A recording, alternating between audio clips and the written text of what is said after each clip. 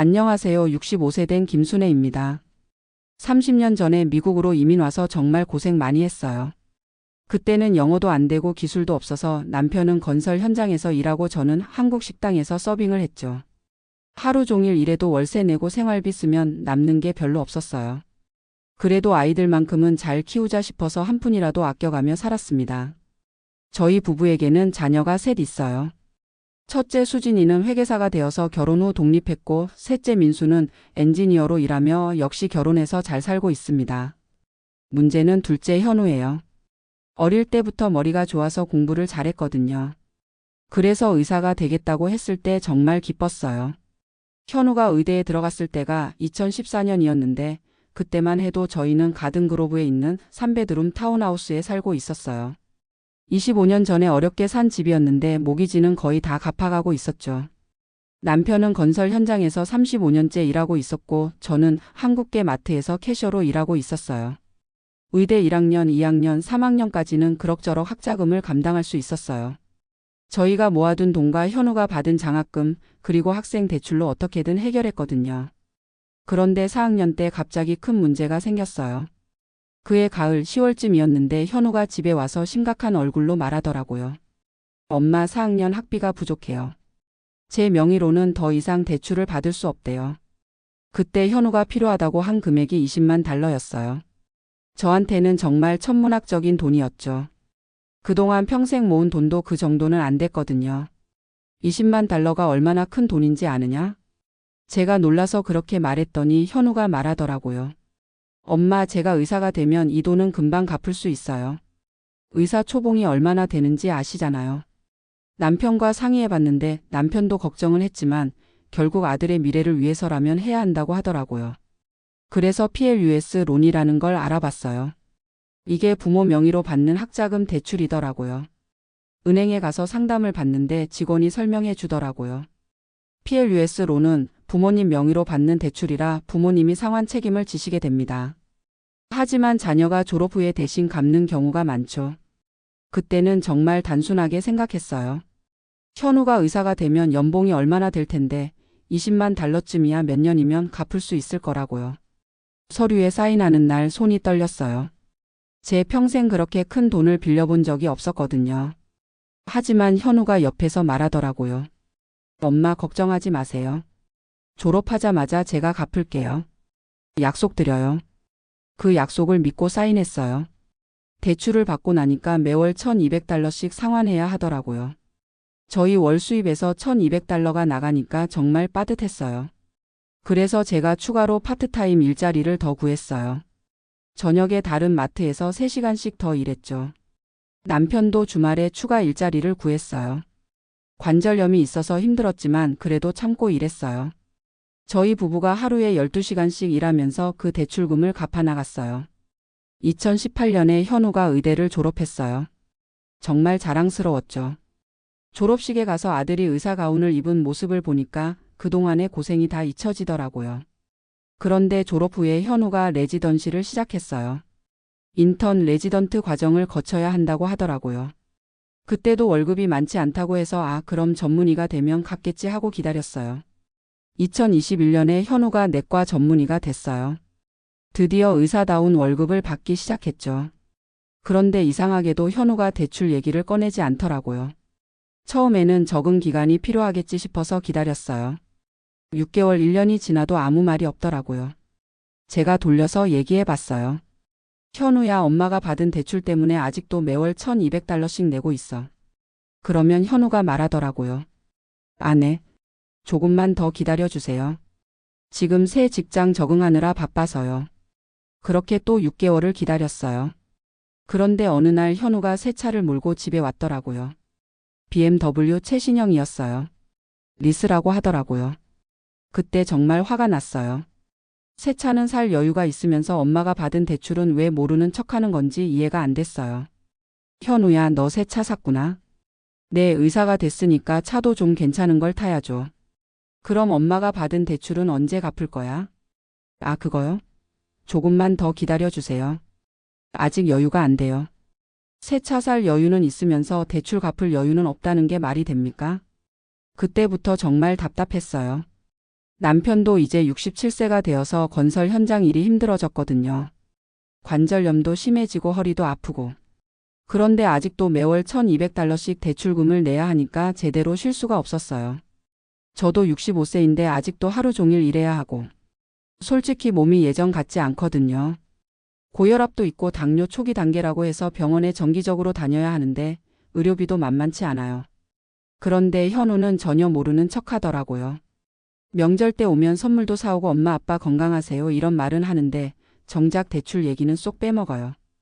2022년, 2023년이 지나도 마찬가지였어요. 현우는 이제 전문의로 일한 지 3년이 됐는데도 여전히 모르는 척이에요. 작년에는 정말 참다 못해서 직접 말했어요. 현우야, 엄마가 너 때문에 받은 대출 잔액이 아직도 $18만 남아있어. 이자까지 합치면 원금보다 더 많이 갚은 것 같은데 언제까지 엄마가 혼자 갚아야 하는 거야? 그랬더니 현우가 말하더라고요. 엄마, 저도 학자금 대출이 있어서 매월 갚고 있어요. 그리고 아직 전문의 된 지 얼마 안 돼서 생각보다 여유가 없어요. 그럼 언제쯤 갚을 수 있을 것 같아? 글쎄요, 좀 더 시간이 필요할 것 같은데요. 이런 식으로 대답하면서 구체적인 계획은 전혀 말하지 않더라고요. 그런데 올해 초에 정말 기가 막힌 일이 있었어요. 현우가 집들이 한다고 연락이 왔더라고요. 가보니까 정말 좋은 동네에 새 콘도를 샀더라고요. $30만 콘도였어요. 현우야, 집은 언제 샀어? 작년 말에 샀어요. 다운페이먼트로 $6만 넣었어요.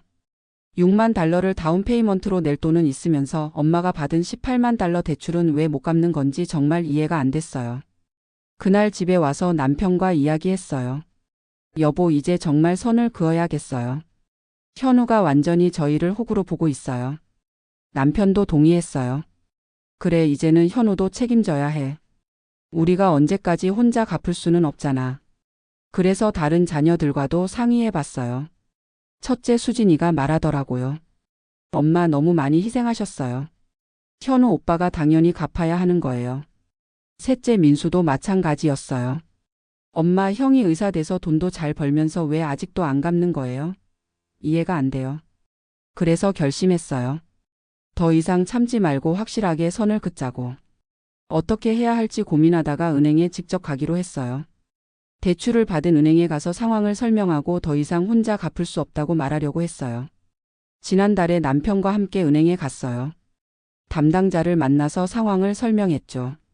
제가 아들 학자금 때문에 PLUS 론을 받았는데 아들이 의사가 된 지 5년이 넘었는데도 갚을 생각을 안 해요.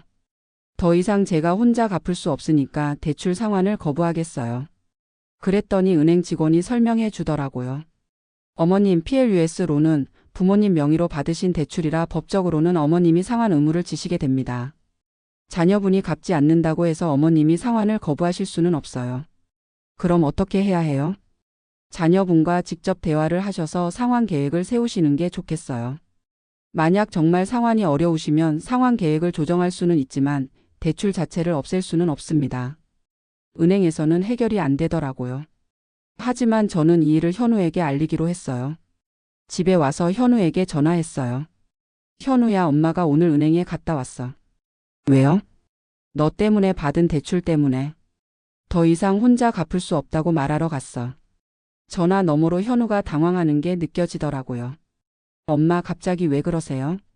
갑자기가 아니야. 5년 동안 기다렸는데 내가 계속 모르는 척하잖아. 엄마, 제가 갚겠다고 했잖아요. 언제? 언제 갚겠다고 정확히 말한 적 있어? 너는 맨날 조금만 더 기다려 달라고만 하잖아. 그때 현우의 목소리가 달라지더라고요. 엄마, 제가. 사실은 뭐? 제가 다른 투자도 하고 있고 생활비도 많이 들어서. 새 차 사고 집도 사면서 무슨 소리야? $6만 다운페이먼트 낼 돈은 있으면서 엄마 대출은 왜 못 갚아? 현우가 한참 말이 없더니 이렇게 말하더라고요. 엄마, 죄송해요.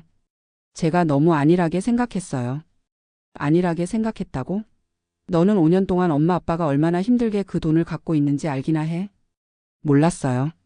정말 죄송해요. 몰랐다고? 매번 얘기했는데도 몰랐다고? 그때부터 현우가 제대로 사과하기 시작했어요. 그리고 구체적인 상환 계획을 말하더라고요. 엄마, 제가 매월 $800씩 엄마한테 드릴게요. 그럼 엄마는 400달러만 내시면 돼요. 800달러? 전액을 내가 갚아야 하는 거 아니야? 네, 맞아요. 하지만 당장 1200달러 전액은 힘들고 800달러부터 시작해서 점차 늘려가겠어요. 그래도 시작이라도 하겠다니까 일단은 받아들였어요. 다음 달부터 현우가 정말로 800달러씩 보내기 시작했어요. 처음에는 또 몇 달 하다가 말겠지 싶었는데 지금까지 6개월째 꼬박꼬박 보내고 있어요. 그리고 현우의 태도도 많이 달라졌어요. 이제는 정기적으로 안부 전화도 하고 대출 잔액이 얼마나 남았는지도 물어봐요. 엄마, 대출 잔액이 지금 얼마나 돼요? 지금 16만 달러 정도 남았어. 제가 내년에는 1000달러씩 낼게요. 그리고 보너스 받으면 일시불로도 좀 갚을게요. 이런 식으로 구체적인 계획을 세우더라고요. 솔직히 처음에는 현우와 관계가 좀 어색해졌어요. 그동안 편했던 모자 관계에서 갑자기 돈 얘기를 하게 되니까 서로 조심스러워 했거든요.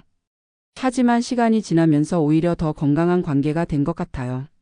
현우도 이제는 부모에게 무작정 의존하는 게 아니라 독립적인 성인으로서 자신의 책임을 지려고 하거든요.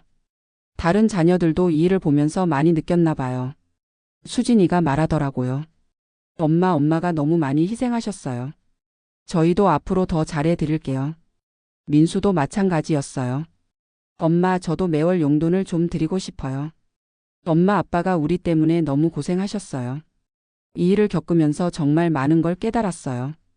무조건적인 희생이 사랑은 아니라는 걸 알게 됐거든요. 자녀를 사랑한다면 오히려 책임감을 길러줘야 하는 거였어요. 교회에서 이 얘기를 했더니 다른 어머니들도 비슷한 경험이 있다고 하더라고요. 자녀 교육비 때문에 부모가 고생하는데 정작 자녀들은 당연하게 여기는 경우가 많다고요. 목사님도 말씀하시더라고요. 진정한 사랑은 무조건 주는 게 아니라 상대방이 성장할 수 있도록 도와주는 거예요. 때로는 엄격해지는 것도 사랑입니다. 그 말씀이 정말 맞더라고요. 이제 저희 부부도 좀 더 여유가 생겼어요.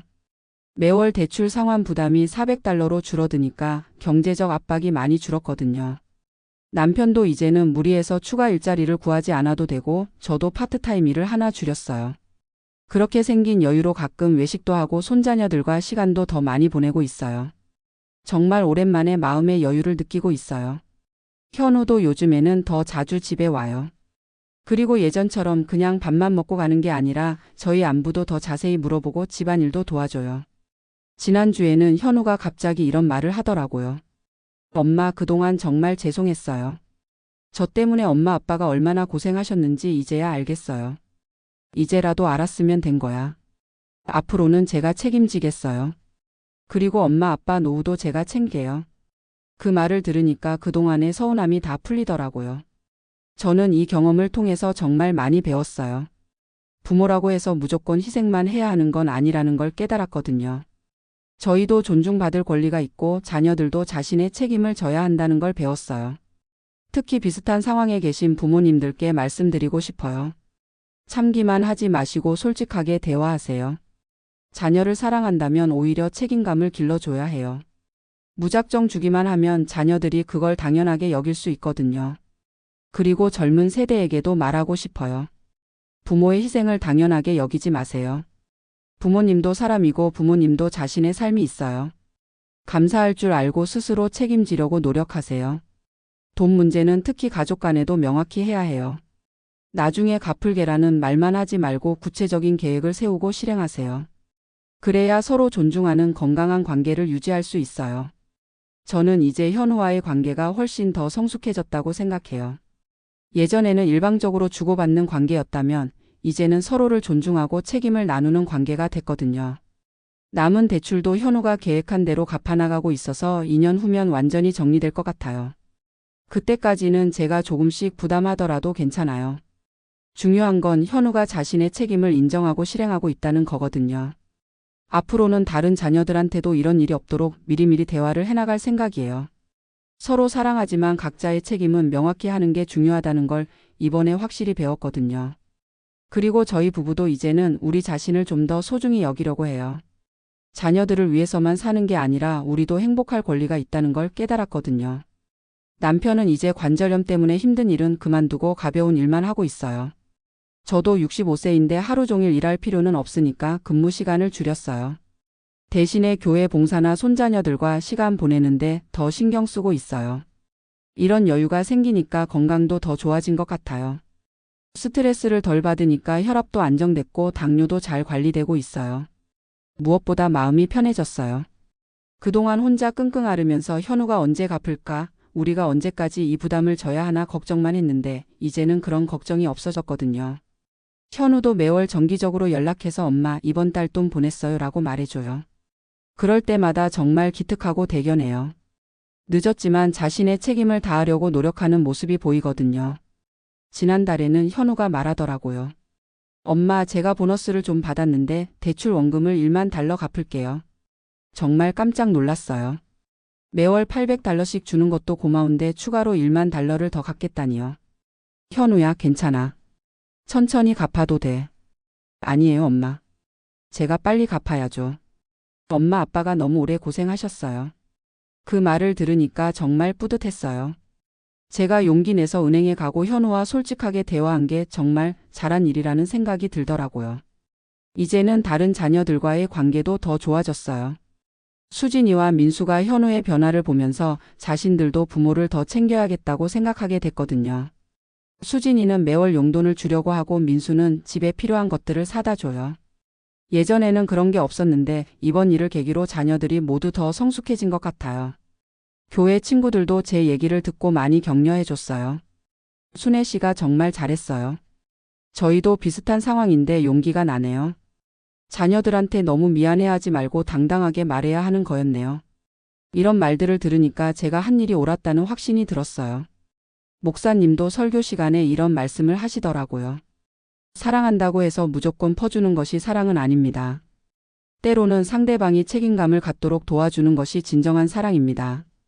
그 말씀을 들으면서 제가 현우에게 한 일이 정말 사랑이었다는 생각이 들었어요. 요즘에는 한인 커뮤니티에서도 이런 얘기가 자주 나와요.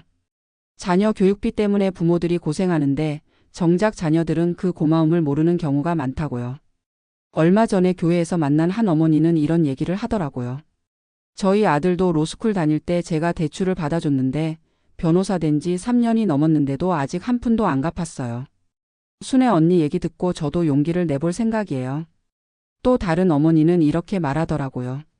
저는 딸 의대 학비 때문에 집까지 담보로 대출을 받았는데 딸이 전문의 되고 나서도 아직 힘들다고만 해요. 이제는 저도 솔직하게 얘기해야겠어요. 이런 얘기들을 들으면서 저만 이런 고민을 하는 게 아니라는 걸 알았어요. 많은 한인 부모들이 비슷한 상황에 있더라고요. 그래서 요즘에는 이런 분들께 제 경험을 나누어 드리고 있어요. 너무 참지만 마시고 대화하세요. 사랑한다면 책임감을 길러줘야 해요. 자녀들도 성인인데 자신의 의무는 져야죠. 부모가 모든 걸 다 해주면 안 돼요. 처음에는 관계가 어색할 수도 있지만 시간이 지나면 오히려 더 건강한 관계가 될 거예요. 이런 조언을 해드리면 많은 분들이 용기를 내시더라고요. 지난주에는 정말 기쁜 일이 있었어요. 현우가 갑자기 집에 와서 이런 말을 하더라고요. 엄마, 제가 이번에 병원에서 승진했어요. 급여가 좀 올랐거든요. 그래서 다음 달부터는 대출금을 $1,000씩 낼게요. $800에서 $1,000로 올려주겠다는 거였어요. 정말 고마웠죠. 현우야, 괜찮아. 무리하지 마. 아니에요, 엄마. 제가 해야 할 일이에요. 그리고 내년에는 $1,200 전액을 제가 다 낼게요. 그 말을 들으니까 정말 대견했어요. 처음에는 억지로 시작한 것 같았는데 이제는 스스로 책임감을 갖고 적극적으로 나서는 모습이 보이거든요. 남편도 현우의 변화를 보면서 정말 기뻐해요. 우리 아들이 이제야 제대로 된 어른이 된 것 같아. 그러게요. 늦었지만 다행이에요. 이제는 현우가 집에 올 때마다 분위기가 정말 좋아요. 예전에는 대출 얘기 때문에 서로 눈치를 봤는데 이제는 그런 게 없어졌거든요. 현우도 당당하고 저희도 편해요. 그리고 현우가 다른 면에서도 많이 변했어요. 예전에는 자기 일만 신경 썼는데 이제는 저희 건강도 더 챙겨줘요. 엄마, 정기 검진은 언제 받으세요? 제가 좋은 병원 소개해 드릴게요. 아빠, 관절염 때문에 힘드시죠? 물리치료 받아보세요. 제가 알아봐 드릴게요. 이런 식으로 부모를 더 세심하게 챙겨주더라고요. 손자녀들과의 관계도 더 좋아졌어요. 현우가 아직 결혼을 안 해서 자기 아이는 없지만 형 누나들 아이들을 정말 예뻐해줘요. 그리고 저희한테도 말해요. 엄마, 조카들 용돈이나 선물 사주시는 거 제가 드릴게요. 엄마가 손자들 챙기시는 걸 보니까 제가 해야 할 일 같아요. 이런 말을 들으면 정말 기특해요. 경제적인 부분뿐만 아니라 가족에 대한 책임감 자체가 커진 것 같거든요. 다른 자녀들도 현우의 변화를 보면서 자극을 받은 것 같아요. 수진이는 매월 20만 원씩 용돈을 주려고 하고 민수는 집안 수리가 필요한 게 있으면 비용을 대겠다고 해요. 엄마, 저희가 어릴 때 엄마 아빠가 얼마나 고생하셨는지 이제야 알겠어요. 현우 오빠 보니까 저희도 부모님을 더 잘 모셔야겠다는 생각이 들어요. 이런 말들을 하면서 자녀들이 모두 더 성숙해진 모습을 보여줘요. 저는 이 모든 과정을 겪으면서 정말 많이 성장했다고 생각해요. 예전에 저라면 끝까지 참고 혼자 끙끙 앓았을 텐데 이제는 용기를 내서 제 목소리를 낼 줄 알게 됐거든요. 그리고 부모라고 해서 무조건 희생만 해야 하는 건 아니라는 걸 깨달았어요. 저희도 존중받을 권리가 있고 자녀들도 성인으로서 자신의 책임을 져야 한다는 걸 배웠어요. 무엇보다 진정한 사랑이 무엇인지 알게 됐어요. 무작정 주는 게 사랑이 아니라 상대방이 올바르게 성장할 수 있도록 도와주는 게 진정한 사랑이더라고요. 이제 대출도 1년 반 정도면 완전히 정리될 것 같아요. 현우가 매월 $1000씩 내고 보너스 받을 때마다 추가로 갚겠다고 하니까 생각보다 빨리 끝날 수 있을 것 같거든요. 대출이 다 정리되면 저희 부부도 좀 더 여유로운 노후를 보낼 수 있을 것 같아요. 그동안 정말 고생 많이 했거든요. 남편과 이런 얘기를 해요. 여보, 대출 다 갚으면 우리도 여행 한번 가볼까? 그러자. 그동안 아이들 뒷바라지 하느라 우리 둘이서만 여행 가본 적이 언제야. 정말 오랜만에 미래에 대한 기대를 하게 됐어요. 현우도 이제는 자신의 미래 계획에 대해서도 저희와 상의해요. 엄마, 저 내년에 결혼 생각하고 있어요. 정말? 누구랑? 병원에서 만난 간호사인데 정말 좋은 사람이에요. 소개해 드릴게요. 그래, 빨리 보자. 그런데 엄마, 결혼 준비하면서 대출 갚는 거에는 지장 없을 거예요. 제가 책임지겠다고 약속했으니까 끝까지 지킬게요. 이런 말을 들으니까 정말 대견했어요. 결혼 준비를 하면서도 부모와의 약속을 지키겠다고 하는 모습이 정말 기특했거든요. 그리고 현우의 여자친구도 만나봤는데 정말 좋은 사람이더라고요. 현우의 상황도 다 이해하고 있고 부모님을 잘 모시는 사람과 결혼하고 싶다고 하더라고요. 어머님, 현우가 정말 효자예요. 어머님, 아버님 때문에 받은 대출을 열심히 갚고 있다는 얘기 들었어요. 우리 현우가 처음에는 좀 철없었는데 이제는 많이 성숙해졌어. 네, 그런 모습이 정말 좋아요. 저도 시부모님 잘 모시겠어요. 이런 대화를 나누면서 정말 좋은 며느리를 얻게 될 것 같다는 생각이 들었어요. 결혼 얘기가 나오면서 현우가 더욱 책임감을 갖게 된 것 같아요. 엄마, 제가 결혼하기 전에 대출을 다 갚고 싶어요. 결혼하고 나서도 계속 부담을 드릴 수는 없잖아요. 현우야, 무리하지 마. 천천히 해도 돼. 아니에요. 제가 해야 할 일이에요. 결혼 전에 깨끗하게 정리하고 싶어요. 그래서 현우가 대출 잔액을 한 번에 갚을 방법을 알아보고 있어요. 지금 잔액이 $13만 정도 남았는데 내년 초에 일시불로 갚겠다고 하더라고요. 정말 고마운 마음이지만 한편으로는 무리하는 게 아닌가 걱정도 돼요. 현우야, 결혼 준비도 해야 하는데 괜찮겠어? 괜찮아요, 엄마. 제가 계산해 봤는데 충분히 가능해요. 그리고 이게 제 의무잖아요. 이런 현우의 모습을 보면서 정말 많이 성장했다는 생각이 들어요.